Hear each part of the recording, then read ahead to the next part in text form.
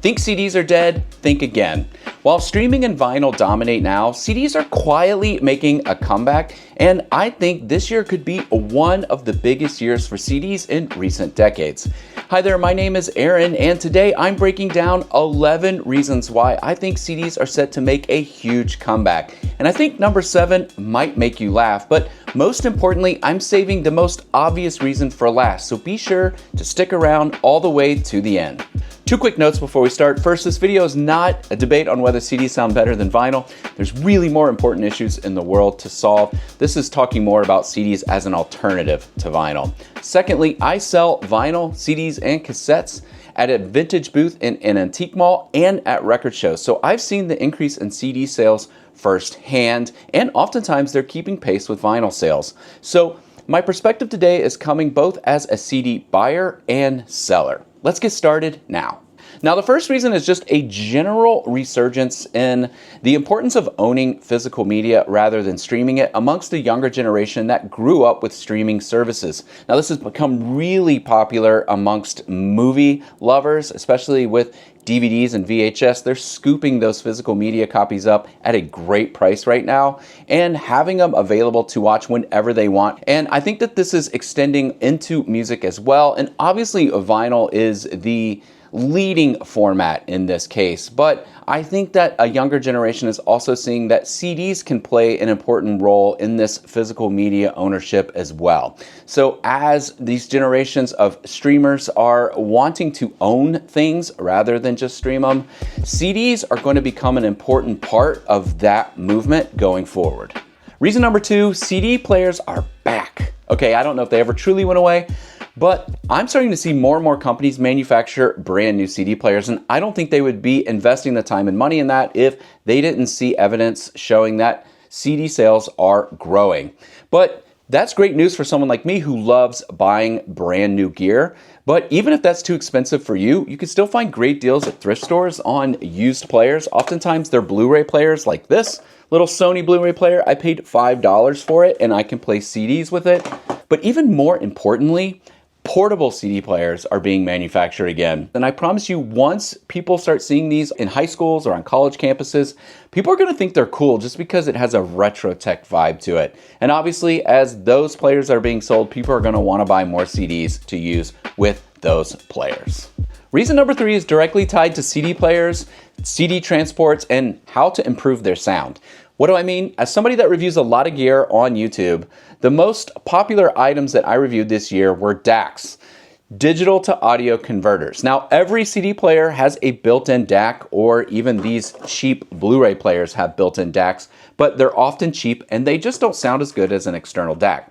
Think about this in terms of vinyl records. When you want to improve the playback for vinyl records, you often can invest in an external phono preamp, or you can upgrade the cartridge and needle on your turntable, and that will help improve the sound of vinyl records. You can do the same things with CD players and add an external DAC to it, and these DACs have become so popular that the prices are dropping very, very low. I think you can get the SMSL SU1, which I really like, for $80, maybe even less if it's on sale. And just the fact that all these DACs, I mean, there are so many DACs coming out, they're just going to be competing in price and sound. It's only going to mean our CDs are going to sound better. So when people say, oh, CDs sound terrible, they're often thinking about how they heard them 20 years ago on gear that's 20 years old. The gear is catching up to improve the sound of CDs, and I think that's going to lead to more sales. Reason number 4 is directly related to my experience selling CDs in vintage booth and at record shows and vintage clothing shows. When I first started selling at record shows, it was kind of lame to bring CDs. Vinyl was just the obvious seller, and there were just boxes and boxes of vinyl records. But I started to see younger audiences coming out to these shows and leaving without buying anything. And often when they were flipping through my records, they had a little bit of sticker shock. So I thought, why not try bringing used CDs? And they sold very quickly. And then I started bringing new sealed CDs, and they sold as fast as the used ones. And these younger audiences are just really excited about buying CDs. Even in my vintage booth, my CD sales are keeping pace with vinyl sales. So I've seen it firsthand, and I think these trends that I've seen over the last year and a half in my booth and at shows is only going to continue into next year. Reason number 5 has everything to do with conditioning and sound playback.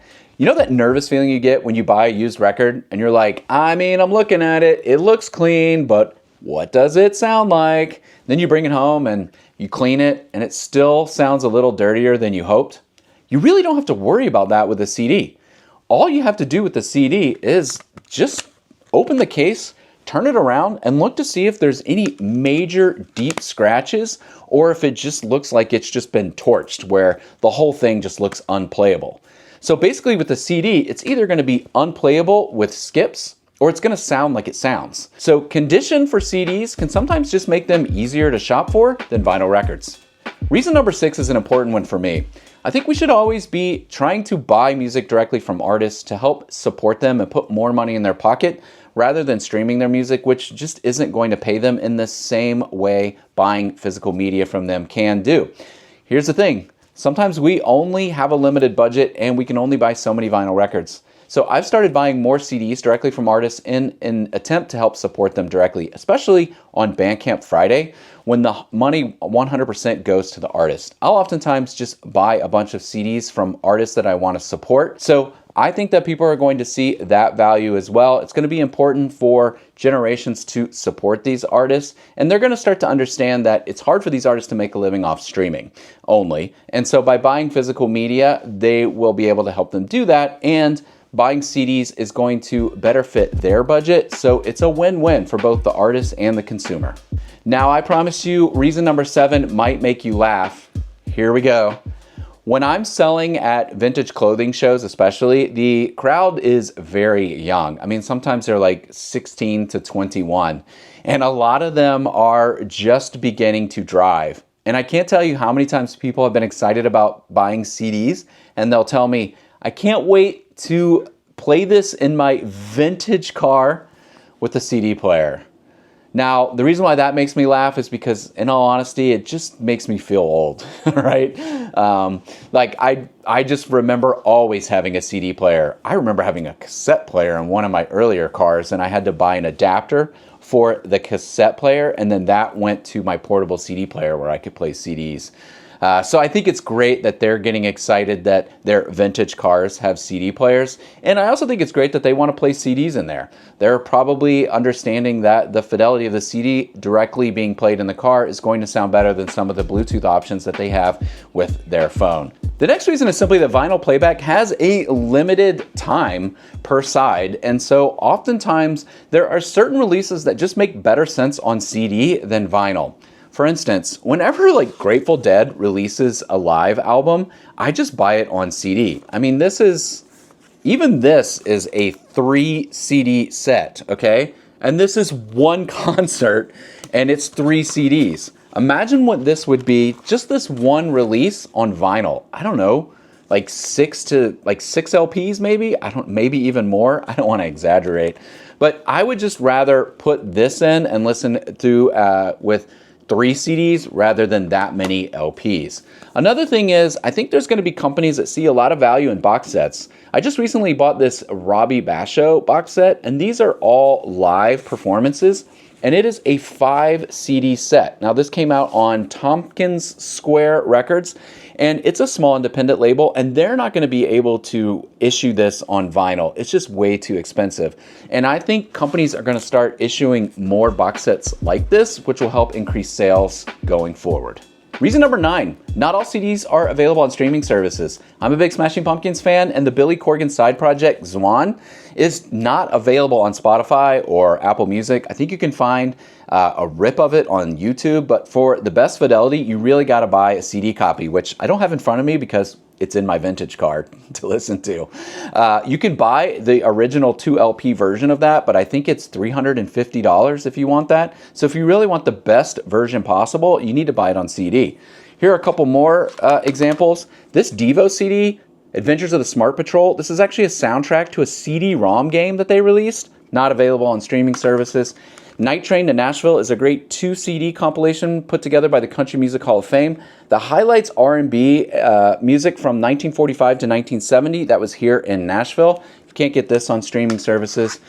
A lot of compilations and movie soundtracks are not on streaming services. This No Alternative is one of my favorite compilations from the 1990s, and it's partially available on Spotify, but not all the songs are. Even better, when you bought the CD in the 90s and you were listening, you got down to track 18 here, which is Patti Smith, and you thought that was cool, and then it just kept playing into a secret track, number 19, which was a song called Sappy by Nirvana. This was released on a 2 LP reissue, but it's now out of print. I think to buy that is $100, and you can find the CD less than $10 all day long, if not cheaper, in a store. So there's still great CDs out there that aren't on streaming services and or are just too expensive to buy on vinyl. Reason number 10 is kind of personal for me because I have friends that work at Spotify. So this isn't really a dig on Spotify totally, because I actually think they have the best user interface of all the streaming services, and I love using it for listening to podcasts. But I'm just not a big fan of listening to music on Spotify because of the amount of compression with their music. There's just things in the upper frequencies and even lower frequencies that I simply cannot hear.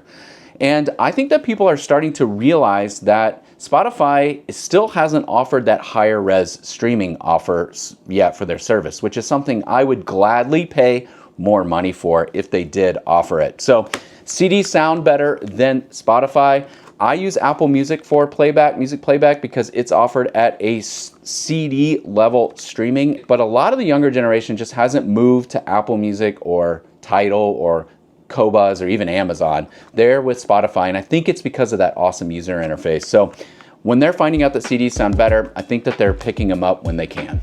Now, I promised I would save the most obvious reason for last, and I've alluded to it throughout this video, but none of us can argue that pricing on CDs is just cheaper than buying vinyl records. Let me give you one example. I have 2 sealed CDs here. Both are from Sublime. Now, I can price these CDs after buying them from the distributor. I can price them at $12 each, and that includes tax. If I was selling the vinyl versions of these each, they would be between $40 and $42 with tax for each. So this would be $42, this would be $42. What I'm starting to see when I'm selling at shows is people will look at the vinyl version, they'll pick it up, put it down, they'll see 2 Sublime CDs, and instead of having to choose between one of these albums on vinyl, they'll just buy both CDs for much less than it would have cost to only buy one. So there's still great value in buying CDs, both used and new. And I'm starting to see the prices kind of increase in record stores, but there's still a fraction of what it would cost to buy both used and new vinyl records. Speaking of buying cheap CDs, I released a video where I drove around town and tried to find as many cheap CDs as possible, and I give a little quick tour of my vintage booth so you can see where I am successfully selling a lot of CDs every month. If you'd be interested in watching that video, you can do so by clicking here.